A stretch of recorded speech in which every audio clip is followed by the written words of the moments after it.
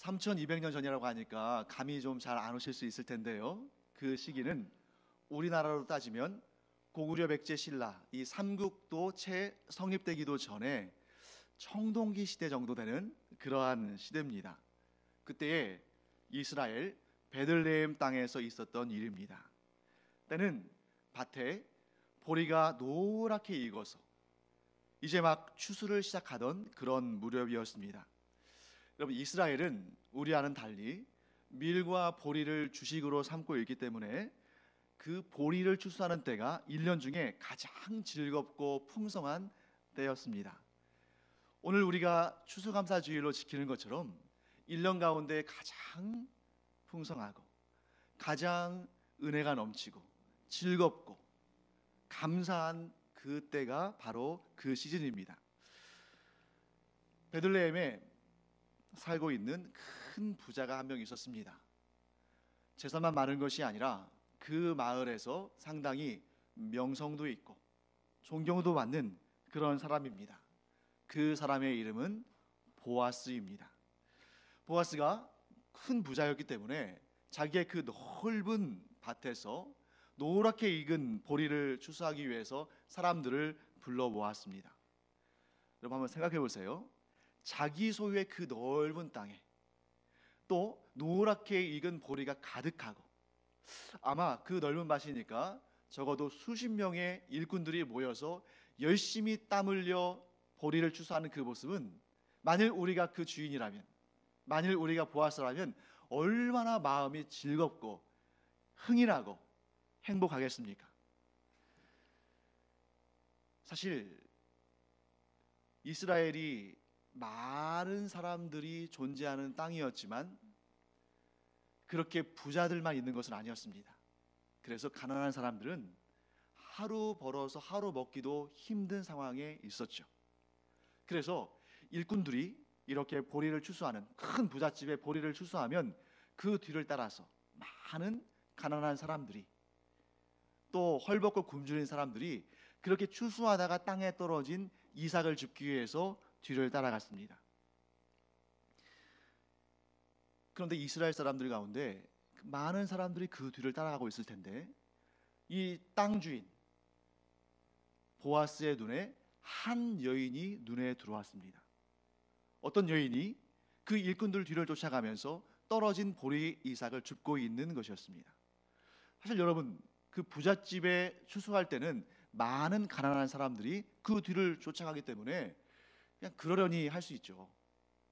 그런데 그 한 여인이 보아스의 눈에 들어온 것은 바로 하나님께서 보아스의 눈에 그 여인을 발견하도록 역사하셨기 때문입니다. 참 은혜로운 그런 시간이죠. 왜냐하면 보아스에게로부터 은혜가 흘러가는 시간입니다. 그런데 그 은혜는 사실은 누구에서부터 시작된 것이냐면 하나님에서부터 시작된 것입니다. 사실 부자들이 이렇게 밭을 추수할 때 그 뒤에 가난한 사람들이 따라가면서 이삭을 주울 수 있도록 하신 것도, 그것도 바로 하나님의 은혜의 마음으로부터 비롯된 것입니다. 하나님은 이스라엘 사람들이 이 땅을 소유할 때 뭐라고 말씀하셨냐면 이렇게 말씀하셨어요. 내가 너희에게 거저 선물로 이 땅을 기업으로 주겠다.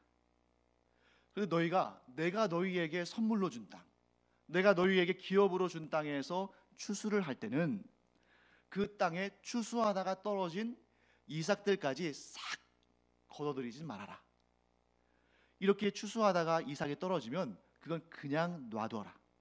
그리고 그것은 남편도 자식들도 없이 홀로 남겨진 여인들, 그리고 생명부지의 사람들 사이에 섞여 사는 그런 나그네들, 그리고 가난하고 궁핍한 사람들이 그거라도 거두어서 먹고 살 수 있게끔 너희들이 배려해 줘라. 그래도 거기에 이삭이 남아있으면 그래도 걷지 말아라. 그것은 들짐승에게 내가 먹이로 주겠다 라고 하나님 말씀하셨습니다. 그리고 이런 말씀도 덧붙이셨죠. 너희가 추수할 때 너희들의 그 밭에 내 귀퉁이에 있는 이삭들은 추수하지 말아라. 그건 역시 가난하고 어려운 형편에 있는 사람들에게 내가 은혜로 주는 것이다. 내가 너희에게 은혜로, 공짜로, 선물로 땅을 기업으로 주었으니 너희도 은혜를 베풀며 살아라. 그런데 너무나 안타깝게도 많은 이스라엘 사람들이 돈에 눈이 멀고 또 욕심이 생겨서 그 땅에 떨어져 있는 이삭마저도 다 긁어 모으고 하나님의 명령을 어기고 그 밭에 내 귀퉁이마저 다 걷어가는 그런 경우들이 많이 생겼습니다. 그러나 오늘 우리가 보는 보아스는 그야말로 하나님의 말씀대로 은혜를 베푸는 사람으로 오늘 등장하고 있습니다.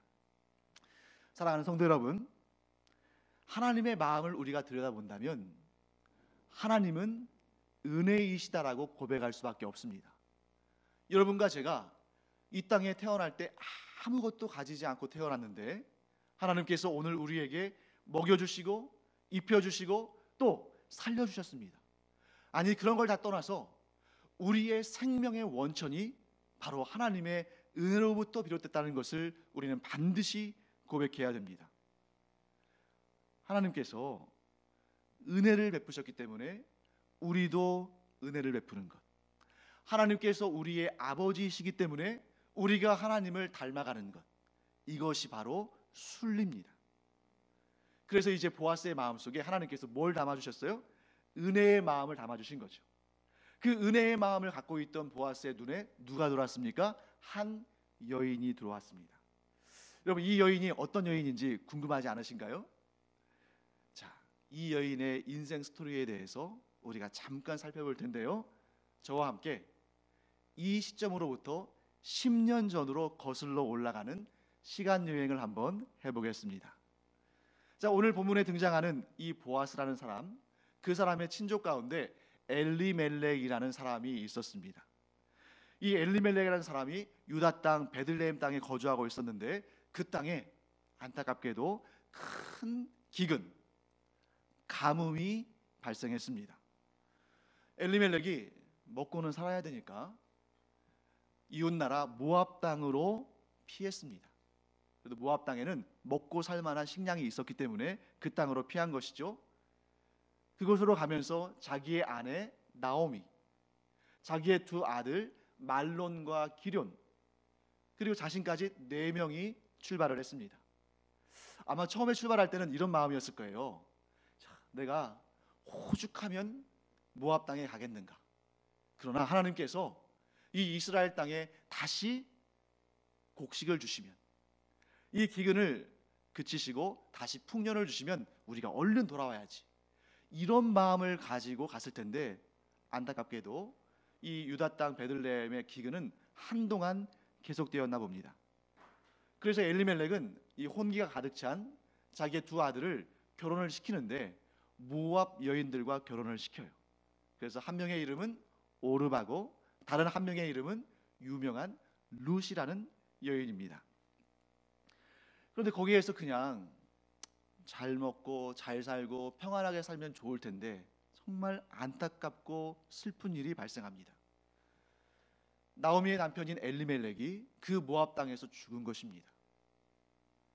그런데 엎친 데 덮친 격으로 얼마 안 가서 자기의 두 아들 말론과 기럨 역시 죽습니다. 3명 남았습니다. 시어머니 나오미, 그리고 모압 여인 며느리 2명 오르바와 룻. 10년의 시간 동안에 정말 엄청난 슬픈 일들이 연달아 발생한 것입니다. 남편을 잃어버리고 두 아들마저 잃어버린 이 나오미는 삶의 소망을 잃어버리게 됩니다. 그저 하루하루 사는 것이 너무나 고통스럽고 즐거움과 웃음이라고는 얼굴에서 사라졌습니다. 죽지 못해 살아간다는 말이 정말 이 경우에 딱 들어맞을 정도로 너무너무 괴롭게 살아가고 있었습니다. 나오미는 자기의 인생을 이렇게 한탄했습니다. 내가 나오미의 인생을 살았는데 이제는 마라의 인생을 사는구나. 나오미라는 이름의 뜻은 기쁨이란 뜻이에요. 마라라는 뜻은 쓰다라는 말입니다.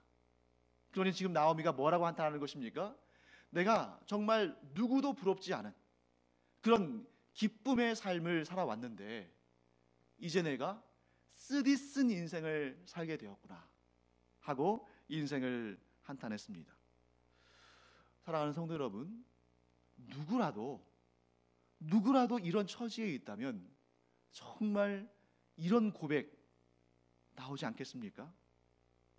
그렇게 해서 고통 가운데 살아가는데 그러던 중에 하나님께서 자기의 백성들, 하나님의 백성들이면 누구겠어요? 이스라엘 사람들이죠. 하나님께서 이스라엘의 그 백성들에게 양식을 주셨다라는 소식이 들려왔습니다. 드디어 그 길고 긴 10년간의 기근이 끝이 난 것입니다. 그 소식을 듣고 나오미는 자기의 고향 땅 유다 베들레헴으로 돌아오기로 결심을 합니다. 그리고 그 두 며느리 오르바와 룻에게 이렇게 말합니다. 나는 이제 더 이상 너희들을 돌봐줄 수 없다. 내가 좀 젊다면 재혼해서 아들을 낳아서 너희들에게 줄 수 있을지 모르겠지만 이제 나에게는 그런 소망도 없다. 나는 완전히 빈털터리가 됐고 쓰디쓴 인생을 사는 여인인데 너희들이 나와 함께 가면 오히려 나 때문에 너희가 더 고생할 테니 너희들이 이제 너희들의 고향 땅으로 돌아가서 너희 나라 모압 사람들에게 돌아가서 할 수 있다면 재혼도 하고 그들에게 위로도 받고 편안히 살거라. 이 말을 들은 며느리들은 펑펑 울면서 소리 높여서 이렇게 어머니를 만류했습니다. 어머니, 우리는 어머니와 함께 어머니의 나라로 함께 가겠습니다. 저희를 가라고 하지 마세요. 저희를 모압 땅으로, 모압 사람들에게 가라고 하지 마세요. 이렇게 어머니를 말렸습니다. 하지만 나오미는 뜻을 굽히지 않았습니다. 아니다. 너희가 나와 함께 가면 나 때문에 너희가 계속 이렇게 힘들고 외롭고 고통스러운 삶을 살아야 되는데 나는 그것을 원치 않는다. 너희의 고향으로 돌아가거라. 이 말을 듣고 오르바는 자기 나라 사람들에게로 돌아갔습니다. 하지만 룻은 끝까지 어머니를 모시겠다고 뜻을 굽히지 않았습니다. 그리고 룻은 이렇게 말합니다. 아마도 제가 알기로는, 제 생각으로는, 제 개인적으로는 성경 전체에 나와 있는 여인의 고백 중에 가장 아름다운 고백이지 않을까 하는 생각이 드는 그 말을 합니다. 룻이 나오미에게 이렇게 말합니다. 어머니, 저에게 어머니를 떠나서 돌아가라고 강권하지 마세요. 어머니께서 가시는 곳에 저도 갈 겁니다. 어머니께서 머무시는 곳에 저도 머무를 것입니다. 어머니의 백성이 나의 백성이 되고 어머니의 하나님이 나의 하나님이 되실 것입니다. 어머니가 죽는 곳에 나도 죽어서 거기에 묻힐 것이고 저는 어머니와 끝까지 함께 했을 것입니다. 만일 내가 죽는 일 외에 어머니를 떠나면 여호와 하나님께서 내게 벌을 내리시고 더 내리신다 할지라도 저는 그것을 원합니다. 시어머니 나오미는 자신을 향한 이 룻의 간절한 마음을 확인하고는 더 이상 말리지 않습니다. 그리고 둘이서 함께 유다 땅 베들레헴으로 돌아오게 됩니다. 자, 여기까지가 지난 10년간 있었던 그 이야기를 제가 나름대로 짧게 전한 것입니다. 자, 이제 룻이 시어머니 나오미를 모시고 유다 땅 베들레헴으로 돌아왔습니다. 여러분, 나오미가 모압 땅에 갔을 때도 정말 낯설고 힘들었겠지만 룻이 이스라엘 땅에 들어왔을 때도 얼마나 낯설고 힘들고 버거웠겠습니까? 시어머니 나오미 외에는 아는 사람 한 명도 없는 그 땅에서 뭘 할 수 있겠어요? 그런데 나오미는 유다 땅 베들레헴에 오자마자 한 가지 일을 하기 시작합니다. 그것은 뭐냐면 주인이 누군지도 알지 못하는 그런 밭에 가서 일꾼들이 추수를 하면 그 뒤를 쫓아가면서 떨어진 이삭을 줍기 시작한 거예요. 여러분, 그게 쉬운 일이 아니었을 겁니다. 차라리 이스라엘 사람이 모압 땅에 가면 덜 힘들 거예요. 그런데 모압 사람이 이스라엘 땅에 오면 훨씬 더 힘듭니다. 왜 그럴까요? 지금도 그러지만 이 당시에도 이 유대인들은 자기의 영적인 프라이버시가 너무 강해요. 자신들만 유일하신 하나님을 섬긴다는 그 마음을 갖는 건 좋지만 그것 때문에 이 이방 사람들을 굉장히 하대하고 또 심지어 어떻게 해요? 이방 죄인이라고 부르면서 상종도 하지 않으려고 하고 이방인들과 손끝 아니 옷끝만 스쳐도 부정하다라고 말하는 사람들이었습니다. 그러니 룻이 이 유대인의 밭에 가서 거기에서 사람들과 함께 이삭을 줍는다는 것은 어쩌면 굉장한 위험을, 굉장한 모욕을 감수해야만 했던 일입니다. 그런데 왜 그런 위험을, 왜 그런 모욕을 감수하면서까지 룻이 남의 밭에 가서 떨어진 이삭을 주었습니까? 바로 자신의 연로한 시어머니 나오미를 봉양하기 위해서입니다. 룻이 기꺼이 모욕과 희생과 위험을 감수하면서 그 시어머니 나오미에게 은혜를 베푼 것입니다. 룻의 입장에서는 이것은 큰 손해입니다. 아마 룻이 오르바처럼 자기의 나라 이 모압 사람들에게, 자기 친정에게 돌아갔더라면 그럼 편안히 즐겁게 살 수도 있었을 겁니다. 그런데 룻이 재혼도 하지 않고 자기 나라 사람들에게 돌아가지도 않고 낯선 땅 유다 땅에 와서 그 시어머니를 위해서 밤낮 없이 일하고 어머니를 모시는 것은 그에게는 큰 손해가 있는 일이었습니다. 사랑하는 성도 여러분, 우리도 이 룻처럼 은혜를 베풀며 사는 하나님의 은혜의 사람들 되기를 간절히 축복합니다. 그런데 이 세상을 사는 사람들은 아무 대가도 없는, 아무 보상도 없는 그런 일은, 그렇게 은혜를 베푸는 일은 손해라고 생각합니다. 여러분, 하나님을 믿는 하나님의 자녀인 우리는 좀 다르게 생각할까요? 우리 역시 조금 나을 수는 있지만 우리 역시 대가 없는 봉사, 아무 보상받지 못하는 은혜를 베푸는 것은 우리 역시 손해라고 생각할 때가 많습니다. 우리 역시 내가 베푼 어떤 선의에 대해서 아무런 대가도 얻지 못하고 내가 베푼 은혜에 대해서 아무도 인정해주지 않고 칭찬해주지 않으면 힘이 빠지죠. 아무도 알아주지 않는데 내가 왜 여기서 이런 봉사를 하고 있나? 아무도 인정하지 않는데 왜 내가 여기서 은혜를 베풀고 있나? 왜 나만 손해를 봐야 하나? 하는 그런 생각을 하기 쉽습니다. 하지만 사랑하는 성도 여러분, 아무도 알아주지 않고 아무도 인정해주지 않는 그 순간에도 그 모습을 바라보고 계시는 분이 계십니다. 그분이 바로 누구십니까? 하나님이시라는 것이죠. 사람이 정말 아무도 인정해주지 않고 아무도 보상해주지 않아도 하나님께서 나를 지켜보고 계시고 하나님께서 반드시 나에게 갚아주실 것을 알면 우리가 대가를 바라지 않는 은혜의 삶을 살 수 있는 것입니다. 지금부터 3200년 전에 시어머니를 봉양하기 위해서 남의 밭에서 온갖 모욕과 위험을 감수하면서 이삭을 줍고 있던 한 가련한 여인, 한 불쌍한 이방 여인 룻, 그녀에게 하나님은 분명히 좋은 것으로 갚아주십니다. 룻기 2장 3절을 보시면 이런 말씀이 나옵니다. 룻이 우연히 엘리멜렉의 친족 보아스에게 속한 밭에 이를 얻더라. 자, 뭐라고요? 우연히 엘리멜렉의 친족 보아스에게 속한 밭에 이를 얻더라.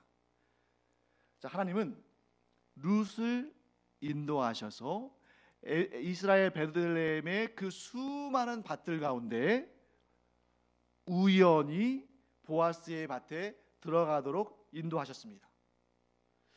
예, 그렇죠. 사람의 눈으로, 사람의 관점에서 볼 때는 그것은 분명히 우연히 일어난 일이었습니다. 왜냐하면 룻은 자기가 작정하고 보아스라는 사람을 찾아간 것이 아니거든요. 또 그 시어머니 나오미에게 뭐 코치를 받고 저 나오미가 부자고 우리의 친족이니까 거기 가면 얻을 게 많을 거야, 이렇게 지시를 받은 것도 아닙니다. 그야말로 어쩌다 보니, 그야말로 자기도 모르게, 그야말로 우연히 보아스의 밭에 이삭을 주우러 들어간 것입니다. 이처럼 인간의 삶에는 너무나 많은 우연들이 존재합니다. 왜 그럴까요? 우리가 살아가면서 모든 일이 내가 계획한 대로, 내가 마음먹은 대로, 내가 결정한 대로, 내가 꿈꾸는 대로 다 됩니까? 그렇다면 그건 우연이 아니겠죠. 그런데 우리의 삶 가운데 내가 계획한 대로 되지 않는 일들이 얼마나 많습니까? 내가 작정한 대로 되지 않는 일들이 얼마나 많습니까? 내가 꿈꾸고 소망하고 기도한 대로 되지 않는 일들이 얼마나 많습니까? 그 모든 것들이 우연이죠. 사람의 관점에선 그렇습니다. 하지만 우리가 만일 내가 살아 숨쉬는 모든 순간이 하나님의 은혜 가운데 이루어졌다, 또한 내가 살아 숨쉬는 모든 순간의 모든 일들이 하나님께서 나에게 좋게 하시는 과정 속에 있다 라고 우리가 고백한다면 하나님의 관점에서는 우연은 없는 것입니다. 모든 것이 하나님의 은혜로운 인도하심 가운데 있는 것이지 하나님도 모르게 우연히 이루어지는 일은 없습니다. 그렇기 때문에 인간적인 관점에서는 갑자기 병이 들고, 갑자기 누가 죽고, 갑자기 사업이 실패하고, 갑자기 이런저런 문제가 발생할 때 이게 무슨 일일까? 왜 우연히 이런 일이 일어났을까? 라고 생각할지 모르지만 하나님의 입장에서는 당신의 자녀를 가장 좋게 하시는 하나님의 섬세하신 인도하심 가운데 있다 라고 우리는 믿고 고백합니다. 사랑하는 성도 여러분, 우리의 삶은 온통 모순덩어리로 가득 차 있죠. 정말 해결되지 않는 많은 일들, 답을 알 수 없는 많은 일들, 내가 어떻게 할 수 없는, 그런데 끌려가는 그 수많은 일들, 우리가 이 모든 것들을 우연으로 생각한다면 우리의 삶은 너무나 비참할 것입니다. 하지만 우리는 반드시 기억해야 됩니다. 우리가 알든지 알지 못하든지, 우리가 깨닫든지 깨닫지 못하든지, 하나님은 하나님의 자녀들인 우리의 모든 삶에 은혜의 손길을 내밀고 계신다. 우리가 이 사실을 안다면 우리는 이렇게 고백할 수 있습니다. 고난과 환난 가운데서도 우리는 이렇게 외칠 수 있습니다.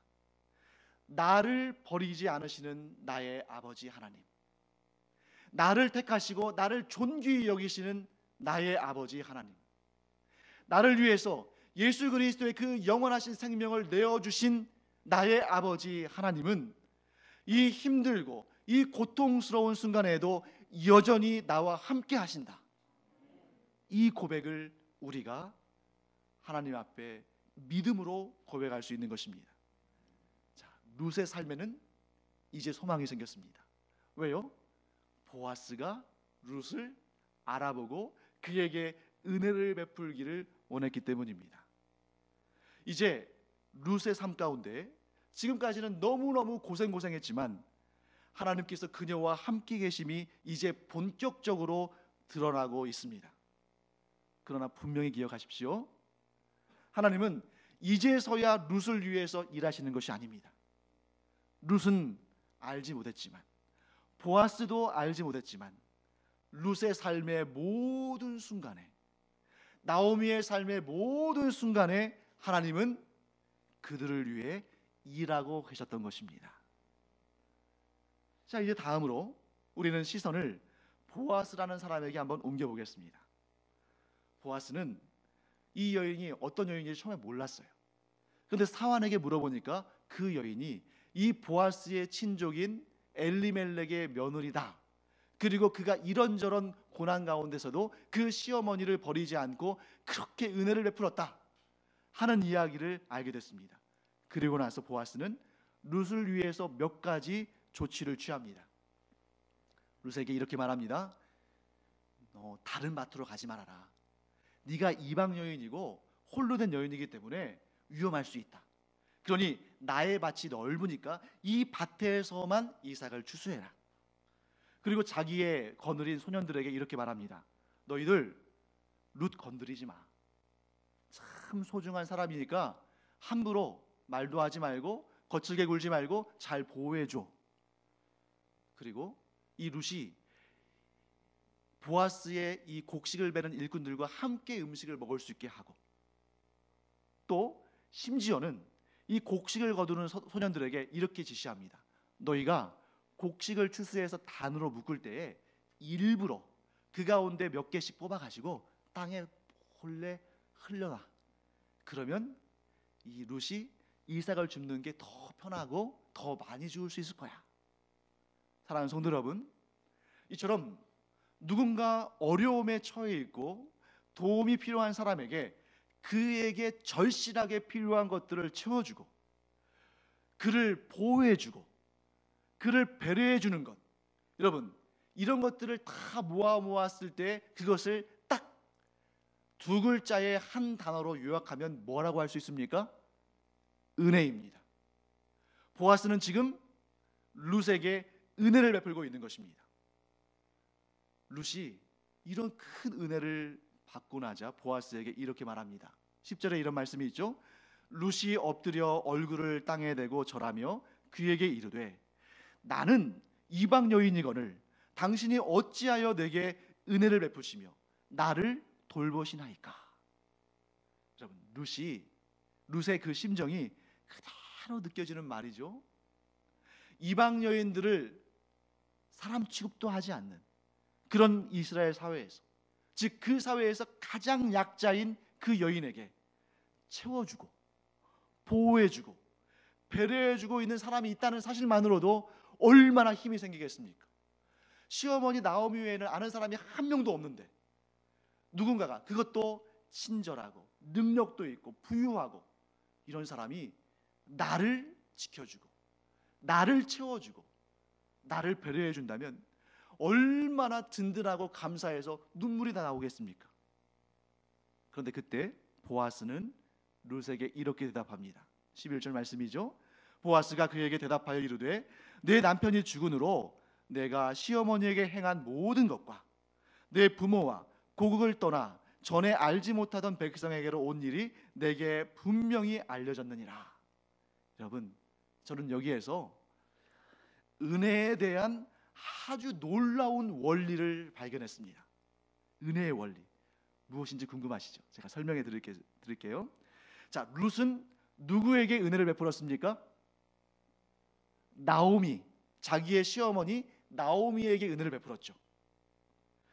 자기를 위해 아무것도 해줄 수 없는 나오미에게, 이제 연로해서 일도 못하고 자식도 낳지 못하는 나오미에게 룻은 온갖 수모와 고통을 감수하고 손실을 감수하고 손해를 보면서까지 그 어머니에게 은혜를 베풀었습니다. 나오미가 자기에게 해줄 수 있는 일은 아무것도 없다는 것을 알면서도 룻은 나오미에게 은혜를 베푼 것이죠. 그런데 이게 웬일입니까? 나오미는 룻에게 받은 은혜를 갚을 능력이 없는데 하나님은 룻에게 누구를 통해서 은혜를 갚아주셨어요? 보아스를 통해서. 룻은 나오미에게 은혜를 베풀었는데 하나님은 보아스를 통해서 룻에게 은혜를 베푸셨습니다. 그냥 도움 정도 주신 것이 아니에요. 어찌 보면 룻이 나오미에게 베푼 은혜는 별게 아닌 것처럼 보일 수도 있습니다. 그런데 하나님은 보아스를 통해서 룻에게 어떤 은혜를 베푸셨냐면 이제 장차 룻이 그 지역의 유력자, 그 지역의 유명한 사람인 보아스와 결혼을 하게 되죠. 그러니까 평생토록 이제 삶의 걱정은 없이 살 수 있었던 거 아니겠습니까? 그런데 거기서 그치는 것이 아닙니다. 보아스와의 결혼을 통해서 자식을 낳게 되는데 그 자식이 오벳이라는 아들인데 그 오벳이 이스라엘의 가장 위대한 왕, 이스라엘 역사상 가장 위대한 왕이 누구예요? 다윗 아닙니까? 그 오벳이 다윗의 할아버지가 됩니다. 그러면 나오미는 다윗 왕의 무엇이 되는 거예요? 증조 할머니가 되는 거죠. 여러분, 룻이 자기의 시어머니 나오미를 따라서 이스라엘 땅에 들어올 때 자기가 이스라엘 역사상 가장 위대한 왕이자 이 기독교의 역사상 가장 훌륭한 믿음의 인물인 다윗의 증조 할머니가 되리라고 상상이나 했겠습니까? 하나님께서 갚아주신 것입니다. 룻이 자기 나름대로 할 수 있는 최선의 노력을 다해서 그 시어머니에게 은혜를 베풀었더니 하나님은 보아스를 통해서 룻의 생명을 살려주신 것뿐만 아니라 놀라운 은혜의 역사, 그래서 다윗 왕의 증조 할머니가 되고 나중에 예수 그리스도의 육신의 계보를 말할 때 그 계보 가운데 이 모압 여인, 이방 여인 룻의 이름이 담기게 되는 것입니다. 사랑하는 성도 여러분, 은혜의 원리는 바로 이것입니다. 우리가 거두는 추수들 가운데 최고의 추수는 바로 은혜의 씨앗을 뿌려서 거두는 추수입니다. 우리가 콩을 뿌리면 콩을 거두고 보리를 뿌리면 보리를 거두는데 은혜의 씨앗을 뿌리면 하나님의 은혜를 차고 넘치게 받는 줄 믿습니다. 사랑하는 성도 여러분, 그런데 여기에서 주의할 것 하나가 있습니다. 우리가 사람이기 때문에 내가 누군가에게 은혜를 베풀면 그래도 뭔가 돌아왔으면 좋겠는데 그게 돌아오지 않을 때가 있다는 거죠. 그럴 때 많은 사람들이 실망하고 또 실족하기도 합니다. 그때 우리는 이 말씀 붙잡고 살기를 원합니다. 우리 12절 말씀 볼까요? 여호와께서 내가 행한 일에 보답하시기를 원하며 이스라엘의 하나님 여호와께서 그의 날개 아래에 보호를 받으러 온 내게 온전한 상 주시기를 원하노라 하는지라. 사랑하는 성도 여러분, 제가 딱 두 문장으로 요약해서 이 말씀을 드리겠습니다. 마음속에 실망하거나 실족할 때 꼭 이 말씀 기억하세요. 첫째, 하나님은 다 아십니다. 누구도 알지 못하는 이 형편을 하나님은 다 아십니다. 그리고 두 번째, 하나님은 반드시 갚아주십니다. 죄의 열매도 하나님은 반드시 갚아주시고 은혜의 열매도 하나님은 반드시 갚아주십니다. 그런데 사랑하는 성도 여러분, 우리는 죄의 씨앗을 뿌려서 죄의 열매를 거두는 사람들이 아니라 은혜의 씨앗을 뿌려서 은혜의 열매를 거두는 우리, 곧 하나님께서 은혜로 갚아주시고 하나님께서 온전한 상을 주시는 그런 우리가 되기를 간절히 축원합니다. 사랑하는 성도 여러분, 제가 이 강단에서 오랜만에 말씀을 전하는데 제게 한 가지 소원이 있습니다. 그것이 무엇이냐면 하나님께서 우리 신제주 광염교회 이 공동체를 바라보실 때 두 번도 생각하지 않으시고 바로 이렇게 말씀하시기를 저는 간절히 소원합니다. 그게 무엇이냐면, 그래, 하나님께서 그래, 내가 잘 알지. 신제주 광염교회 이 공동체는, 신제주 광염교회 모든 성도들은 정말 은혜의 사람들이다. 서로 은혜를 주고받는 그 모습이 나를 꼭 닮았다. 그러니 신제주 광염교회 모든 성도들은, 또 모든 목회자들은 역시 내 자녀다. 이런 하나님의 인정받기를 간절히 사모합니다. 이 사모함이 저만의 사모함이 아니라 우리 모두의 사모함이 되기를 간절히 축원합니다. 그렇기 때문에 우리 이것을 연습하기 바랍니다. 우리가 성도들을 만날 때 어떻게 항상 좋겠어요? 이 성도가 한 말이 돌고 돌아서 나의 귀에 들어올 때 좋지 않게 들어오는 일도 있잖아요.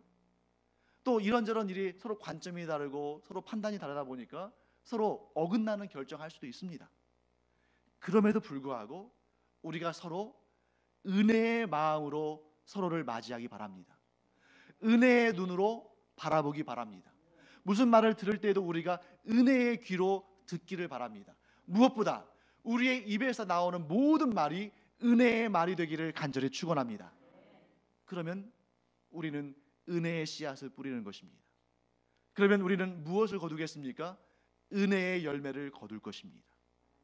우리는 하나님을 닮은 사람, 왜? 하나님의 자녀니까. 그러므로 우리는 은혜의 사람이 되어야 할 줄 믿습니다. 오늘날 한국교회가 성장이 정체되는 것이 아니라 점점 줄어든다는 말을 합니다. 그리고 많은 사람들이 이렇게 핑계대겠죠. 코로나19 때문에 이렇게 교회의 이 성도의 숫자가 점점 줄어들어. 아닙니다. 오늘날 전도가 힘들어지고 교회 안에 성도가 줄어드는 이유는 딱 하나입니다. 교회 안에서 은혜를 발견할 수 없기 때문입니다. 사람들이 왜 교회로 오겠어요? 왜 하나님을 찾습니까? 은혜를 얻기 위한 거 아닙니까? 그런데 교회 안에서부터 은혜가 없는데 뭐하러 교회를 오겠습니까? 오늘날 전도가 방해되는 가장 큰 이유는 그리스도인이라고 하는 사람들이, 스스로를 그리스도인이라고 하는 사람들이 손해를 하나도 보려고 하지 않는 거예요. 밖에 나가서 믿음 없는 사람들과 함께 교제하고 사회활동하고 할 때 그 사람들이 우리가 그리스도인인 거 알 수 있습니다. 아니, 알 수밖에 없겠죠. 그런데 우리를 바라보는 그들의 시선이, 야, 저 사람은 예수 믿는다고 하면서 손에는 손톱만큼도 안 보려고 해. 그 얘기 달리 말하면 무엇입니까? 저 사람은 은혜 받아서 구원받았다고 하놓고서 자기는 은혜는 손톱만큼도 베풀지 않으려고 해. 이것이 전도의 길을 막는 가장 무서운 일입니다. 사랑하는 성도 여러분, 우리 은혜로 살기를 축복합니다. 먼저 하나님께 은혜를 받은 우리가 그 은혜를 베풀며 살아가기를 축복합니다. 룻처럼 어떨 때는 모욕을 당해야 할 수도 있어요. 어떨 때는 위험을 감수해야 할 때도 있습니다. 그리고 큰 손실과 손해를 입어야 할 때도 있어요. 그러나 우리가 하나님의 자녀이기 때문에, 거저 주시는 하나님의 은혜를 얻었기 때문에 우리도 은혜를 베풀며 살아가는 은혜의 사람들 되기를 간절히 축원합니다. 우리 모두가 한 사람도 빠짐없이 은혜의 사람들이 된다면 이 신제주 강염교회 교세가 크건 작건 하나님 보시기에 참으로 아름다운, 참으로 온전한 공동체로 칭찬받을 줄 믿습니다. 우리가 은혜의 사람들 되기를 간절히 축복하고 항상 이 일에 힘쓰는 우리 모두 되기를 축원합니다.